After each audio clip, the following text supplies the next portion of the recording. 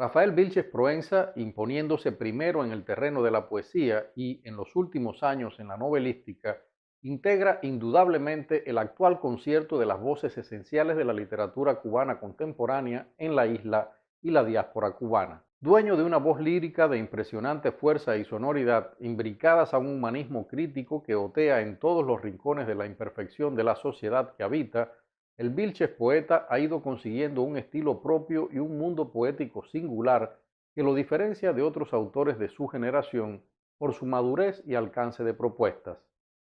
Como narrador, desde la publicación de su primera novela, Ángeles Desamparados, marcada por una clara beta generacional, ha escalado la cima de la mejor narrativa nacional, en este caso imponiendo un relato intimista e inconforme sobre la realidad histórica e inmediata de su país, con piezas de altísimo nivel como la novela Inquisición Roja, una zambullida angustiosa al drama de esos miles de jóvenes cubanos que, en los años 60, por no entrar en los encorsetados criterios del hombre nuevo que perseguía la revolución cubana, fueron llevados a campos de concentración y trabajo forzado, tristemente conocidos por sus siglas, UMAP, Unidades Militares de Ayuda a la Producción. Vilches Proenza, como si no bastara con los méritos anteriores, pertenece a los pocos intelectuales y escritores cubanos de la isla que, además de hacerlo en su literatura mediante obras netamente artísticas, han levantado sus voces como ciudadanos para exigir el derecho que tienen de ser escuchados por los gobernantes de la isla a la hora de pensar la nación, de construir un país tolerante, abierto y sobre todo inclusivo para todos los cubanos, piensen como piensen. Una rara avis, en fin, que demuestra que en Cuba todavía existen escritores y artistas dispuestos al reto de asumir su papel como generadores de la conciencia crítica de la sociedad en que habitan. Esta entrevista ocurre en un momento delicado para Rafael Vilches Provenza. Este viernes 19 de marzo lo detuvo la policía en Las Tunas, ciudad del oriente cubano donde vive. Le pusieron una multa injustamente y lo amenazan con la prisión si no paga esa multa en 3 días. Además lo han amenazado con tomar represalias contra sus hijos. Bienvenido entonces a la sección Entrevisto, querido Vilches. ¿Cuál fue el primer encuentro que tuviste con el mundo de las letras? Y si no es el mismo, ¿cuándo y cómo fue ese momento en que supiste que querías ser escritor? Hola Mir, es un placer estar aquí contigo. A pesar de haber escrito mi primer cuento cuando estaba en quinto grado y empezar a escribir poesía cuando comenzaba el 10.º grado, mi primer encuentro con escritores fue a finales de los 80 en Santa Clara, cuando me reunía con Juan Carlos Recio y otros escritores en una peña que tenía este escritor en la ciudad, y con un escritor que para mí de los más grandes de Cuba, Carlos Galindo Lena. Pero siendo niño, que era muy imaginativo, escuché un monólogo de Carlos Ruiz de la Tejera en la radio. En mi casa siempre se escuchó mucha radio, en la casa de mis abuelos y en la casa de mis padres. En este monólogo, Carlos Ruiz de la Tejera contaba que él había escrito un libro y después se dio cuenta que ese libro ya lo había escrito alguien. Y fue el momento en que yo dije, yo voy a ser escritor, yo soy escritor. Y desde ahí me he sentido escritor hasta hoy. Aun cuando tienes 2 novelas publicadas y unas cuantas más escritas, se te conoce mayormente como poeta. Si tuvieras que definir tu poesía, ¿qué dirías?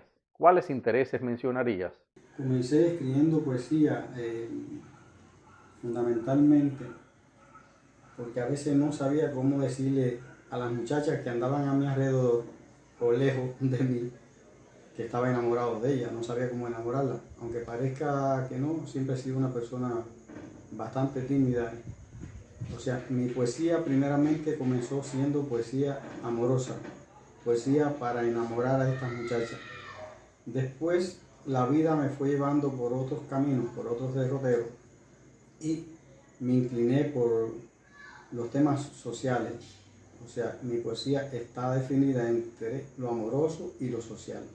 En mi poesía trato de darle voz a los que no tienen voz. Tus novelas publicadas y las inéditas que he leído son crudas críticas sociales. ¿Qué motivos provocaron ese paso de la mirada crítica pero sosegada del Vilches de Ángeles Desamparados al crítico ácido y fortísimo de Inquisición Roja. Inquisición Roja, ¿cómo nace? ¿Qué revela? ¿Por qué ese desespero alarido literario? En los años 90 escribo Ángeles Desamparados, impulsado por Guillermo Vidal, que se había leído un cuento mío, en un encuentro de talleres literarios en Bayamo, y me dijo que aquello era una novela. Y a partir de haber escrito y publicado Ángeles Desamparados, que sale en 2001, la primera edición, vinieron a mí otros proyectos de libros que quería publicar o inquietudes que me nacían desde la infancia. Siempre me atrajo el sufrimiento de los testigos de Jehová, por ejemplo. En mi pueblo había una familia de testigos de Jehová y desde niño vi cómo sufrían los hijos de esta familia en la escuela, que nunca fueron pioneros y que nunca usaron pañoleta, que no cantaban el himno.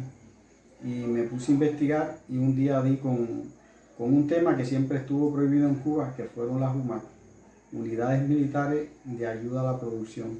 Investigando vi que había un tema bastante espinoso que contar, que luego vi, lo había contado Felilio y Fiera, una novela que aún no me he podido leer, Un ciervo herido, y un libro de un padre religioso que no llegué a leerme completo, porque me lo robaron en algún lugar del camino. Dios no entra en mi oficina, lo tuve en la mano y leí algunos capítulos de este libro testimonial. Hice muchas entrevistas, investigué mucho viviendo en Santa Clara y de ahí sale Inquisición Roja, de todas las experiencias vividas, consultadas. Cuando estuve en Estados Unidos en el 2016 y en Puerto Rico ya la novela estaba escrita, pero pude enriquecerla con testimonios que le oí a Lidia Darias, que me regaló un libro fundamental para incluir otras acciones, otros sufrimientos de estos personajes de la novela, que son personajes, la mayoría estuvieron en la guerra civil del Escambray o padecieron los campos de concentración de la UMA por ser homosexuales, por ser vagos, por oír música extranjera o por lo que le diera la gana al gobierno cubano de meterlos en estos lugares. Cada escritor carga un baúl memorioso donde hay recuerdos de esos seres humanos que han sido esenciales para su vida como individuo y como creador. ¿Te animarías a hurgar en tu cajón personal para hablarnos de esas personas importantes en tu formación? En la infancia fue la persona que me leía libros. Yo iba a la casa de mi abuela en el Cerro de las 1009, y en la casa de mis abuelos habían libros, novelas, libros de cuentos. Y mi tía se encargaba de leerme de aquellos libros. En la casa de mis abuelos paternos, mis tíos eran unos cuentistas extraordinarios. Mi abuelo Herade era un decimista repentista junto con un tío que hacían guateque, canturías en la casa. Mi madre era una contadora de historia fabulosa, todavía lo es. Y en ese mundo me moví en la infancia. Fue muy importante. La lectura de novelas y de poesía me viene de ahí, de mi familia.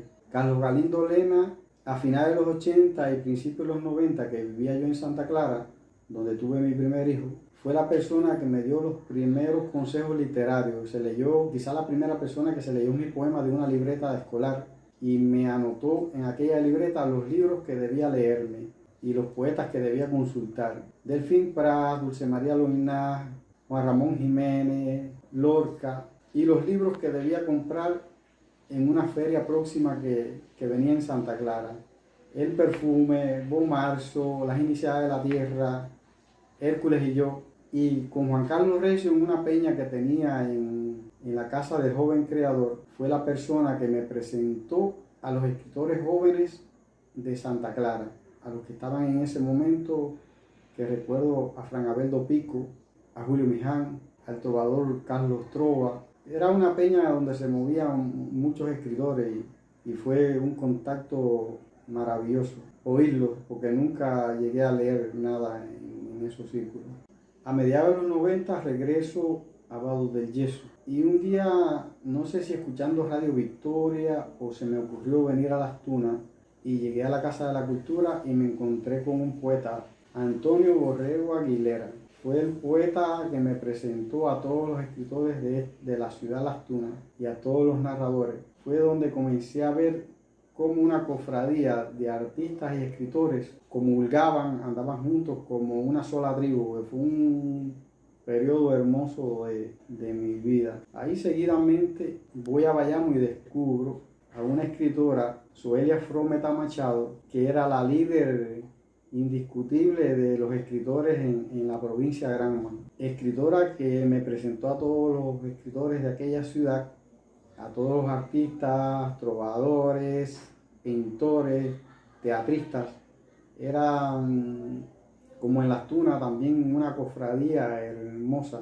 Y fue la persona que hasta el año 98, que se va a vivir a México, estuvo a mi lado corrigiendo los textos, prestando libros, dando consejos. Una hermana indiscutible que no podré olvidar. Y hay un poeta grandísimo que lo conocí porque hubo una persona, yo me había comprado en los años 90 en Quemado de Guine la antología de poesía de Roque Dalton. Y esta persona, Nerio Rodríguez, un escritor y actor de Río Cauto, quería la antología y me dijo, te la cambio por Agradecido como un perro de Rafael Alcide. Hicimos ese intercambio y cuando yo me leí aquel libro fue, como estos escritores que te he mencionado, un poeta fundamental hasta hoy. Luego lo conocí personalmente y fue como un padre literario, Guillermo Vidal, una ficha importante, imprescindible en mi vida literaria y en mi vida como ser humano. Por él escribí Ángeles Desamparados. Me hizo escribir aquella novela porque cuando se leyó mi cuento me dijo, ahí tienes una novela. Y digo, Guille, ¿estás loco?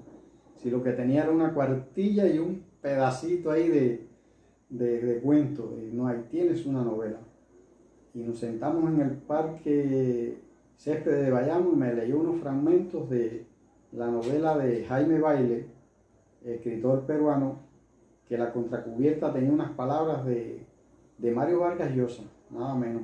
Y cuando me leyó unos fragmentos, dije, no se lo digas a nadie, dije, es verdad, tengo una novela aquí. Por ahí empecé y escribí Ángeles Desamparados y comencé a ser novelista. Rafael Alcide, después de Agradecido como un perro, lo perseguí, me pude leer Nadie, quizás el único libro publicado en Cuba después que hice aquel descubrimiento de su poesía.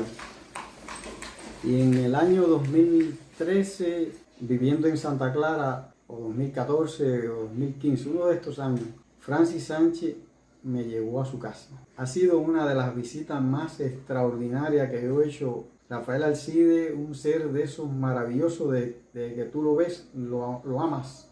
Comenzó a hablar de historia, de literatura, de la patria, de todo lo que nos iba envolviendo, un ser tan meridiano, tan seguro en lo que creía y en lo que quería, que desde ese momento, en esa visita, fue como mi padre terrenal. Un ser grandioso al que estaré amando y deseando volver a ver donde quiera que se encuentre. Ana Rosa Díaz Naranjo. Llega a mi vida después de yo haberme pasado de 2013 a finales de 2017 viviendo como un perro en Santa Clara. Hacía casi un año que había regresado de Miami y de Puerto Rico y pasé por Las Tunas y le di una novela mía que acababa de terminar de escribir para que se la leyera y en el proceso ese de revisión, no sé cuándo sucedió que nos besamos. Ana, ha sido como volver a encontrar la luz en el camino. Un ser extraordinariamente maravilloso. Escritora, pintora, actriz, una poeta extraordinaria, de las mejores que he conocido. Novelista para niños extraordinaria, con unas novelas para adultos que son grandiosas, porque tiene la magia de contar la historia como nos gusta decir a nosotros dos. Es sentarse en el cine, o sea, en la sala oscura del cinematógrafo y ver la película. Cuando te lees una novela de Ana Rosa Díaz Naranjo, estás viendo la película. Ha sido lo mejor que me ha pasado en estos últimos años, aparte de mis 4 hijos, que son la mayor riqueza y el mayor tesoro que guardo. Mi padre, mi madre, mis hermanos. Ana es la otra mitad de mi naranja. Para mí siempre ha sido un placer tener que agradecer. Y tengo a mucha gente a las cuales agradecer. Escritores y no, vecinos, amigos, a mi familia. En el mundo de los escritores volveré a mencionar a Guillermo Vidal, Tony Borrego, Suelia Frometa, que fue un brazo derecho por muchos años y lo sigue siendo a pesar de estar lejos. Fernández Pequeño, Reinaldo García Blanco, Ángel Santesteban, Rafael Alcide, Carlos Galindo Lema y tantos escritores. Hay un momento en mi vida que no puedo soslayar y fue el Centro de Formación Literaria Don Elio Jorge Cardoso. Fue la oportunidad de sentirme escritor, de compartir con escritores de mi generación y de otras generaciones. Poder haber compartido contigo, con Garrido, con Eduardo de León, con Marcial Gala y con tantos escritores que fue una fiesta. Ese primer Onelio, cuando se fundó, seguirá siendo una fiesta. Voy a mencionar lugares que creo han sido esenciales en tu vida. Vado del Yeso, Bayamo, Holguín, Villa Clara, Las Tunas. El Cerro de las 1009, lugar donde nací, donde fui revisitándolo muchas veces porque ahí vivían mis abuelos maternos y paternos, donde pasé mayor parte de mi infancia, los fines de semana en el campo, donde pude ver el verdor de los montes, los canales y sus aguas, el trino de los pájaros, el olor de la campiña, esas cosas que se le va quedando a uno. Y lugar que después he descrito en algunas de mis novelas. Vado del Yeso, el lugar donde comencé a vivir cuando tenía 4 años, hice toda mi infancia, tuve mis primeros amigos, algunos me duran hasta hoy, un lugar donde aún viven mis hermanos, mis padres, y donde siguen viviendo esos amigos de infancia que muchos no tienen nada que ver con la literatura, donde descubrí la trova, o sea, desde que era un niño anduve con personas que tocaban guitarra o eran trovadores. Nunca llegaron a trascender el barrio, porque eso quizás los aplastó. Bayamo, un lugar donde encontré una tribu de escritores, donde fundamos un grupo literario, una revista y muchísimas amistades.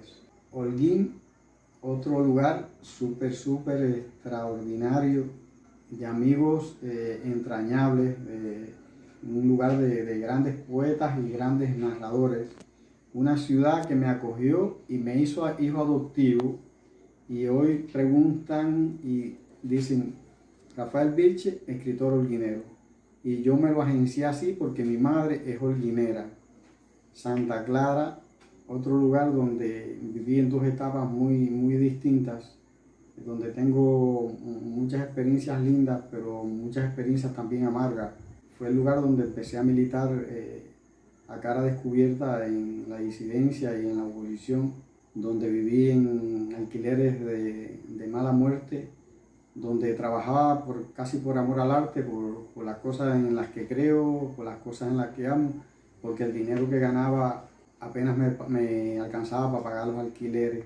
Un lugar donde tengo que le debo gratitud a muchos escritores que me dieron de comer, que me dieron cama y abrigo cuando la seguridad del Estado me dejaba en la calle, me desalojaban de los alquileres en los que estuve. Una ciudad que también me acogió, como también algunos me viraron la espalda y se olvidaron de que yo existía e intentaron borrarme. Otros me acogieron con inmenso cariño. Pudiera mencionar muchísimos nombres a la gente a la que le debo gratitud, pero sé que se me va a quedar alguno y no quisiera ser injusto. Ellos saben de quiénes estoy hablando. A otros no los puedo mencionar porque sé que muchas puertas se le van a cerrar porque dependen de la dictadura. Las Tunas, un lugar donde caí sin querer, sin pedirlo, donde el amor me ató y donde sigo agradecido como un perro, como Rafael Alcide. Aquí estoy viviendo desde octubre de 2017, después de la muerte de Edward Encina, un gran amigo del que también debo hablar, una persona que estuvo al tanto de todos mis dolores, de todas mis desdichas en todos estos últimos años antes de su muerte. Las tunas es Ana Rosa Díaz Naranjo y mis hijos. Hay una frase de Guillermo Vidal que defendiste siempre: caballeros, si nos dividen, nos joden. Finalmente, hace un tiempo dijiste que nos habían jodido. ¿Cuál es el sentido generacional de esa frase y qué te hace pensar que nos jodieron? Sí, es verdad. En los 90 el Guille no dejaba pasar una ocasión de recordarnos: si nos dividen, nos joden. Y tú, Garrido y yo, y Ángel Santiesteban, nos encargamos siempre de repetir esa frase como si fuera el Guille. Y eso funcionó muchísimo. Llegabas a Las Tunas, llegabas a Bayamo, llegabas a Holguín, llegabas a Santa Clara en aquellos años, y un escritor era todos los escritores. Llegó un momento en todas estas ciudades y en toda Cuba que empezaron a hacer grupitos, empezaron a hacer tribus, o de poetas, o de narradores, y en una misma ciudad existían muchísimos grupos, por tendencias literarias, por tendencias sexuales, por cualquier tipo de tendencia, y fue una manera de dividirnos.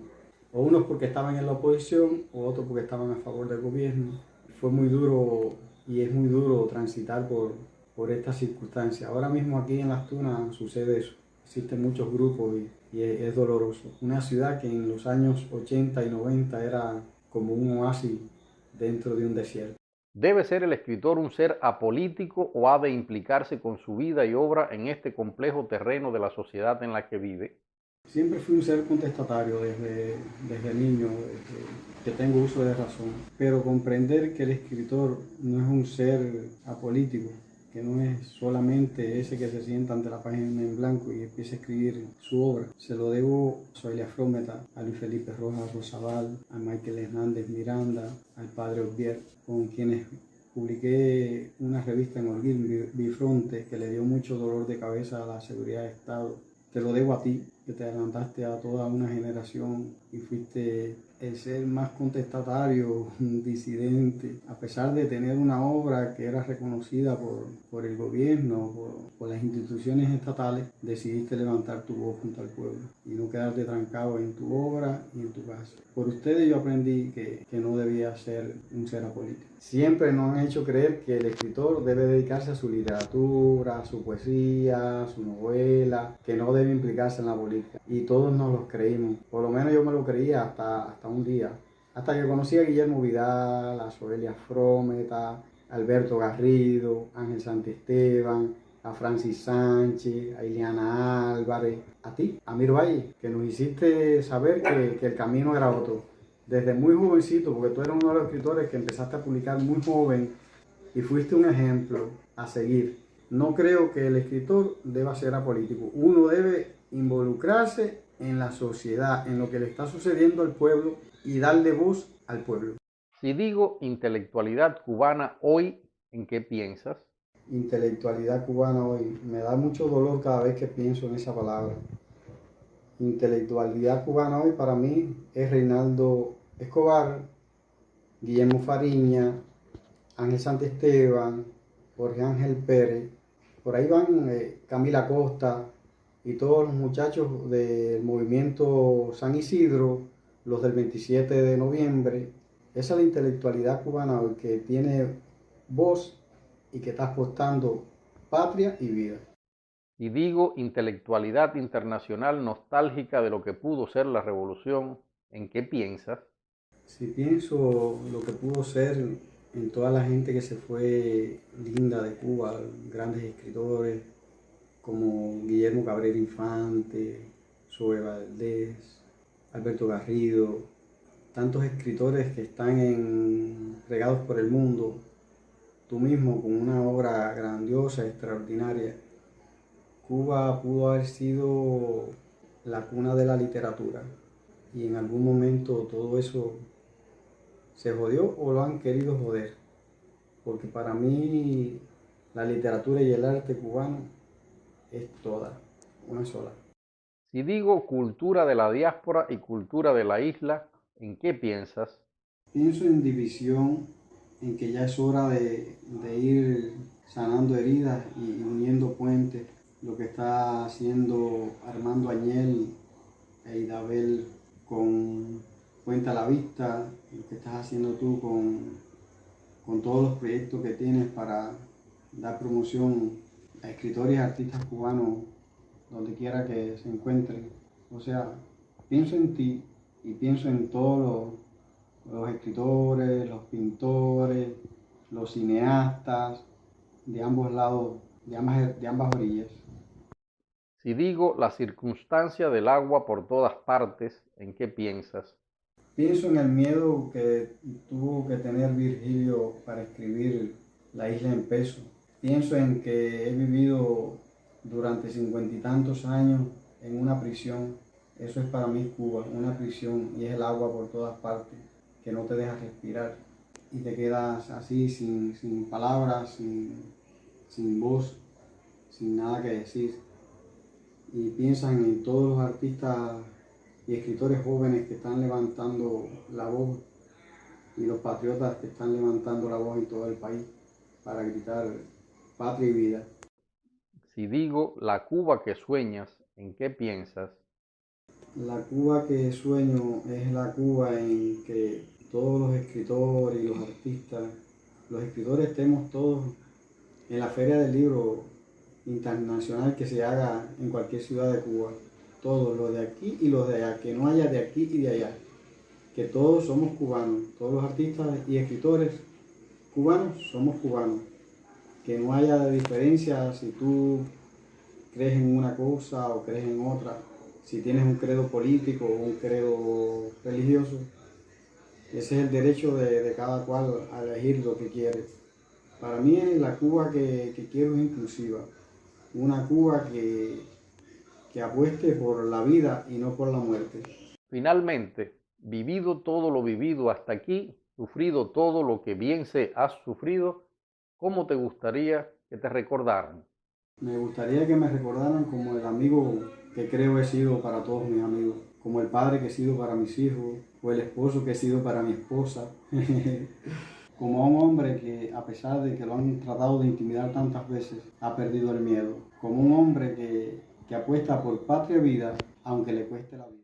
Si te ha gustado este video, suscríbete al canal, comparte con tus amigos en las redes sociales y activa la campanita de las notificaciones para que te avisemos cuando publiquemos un nuevo video. Muchas gracias.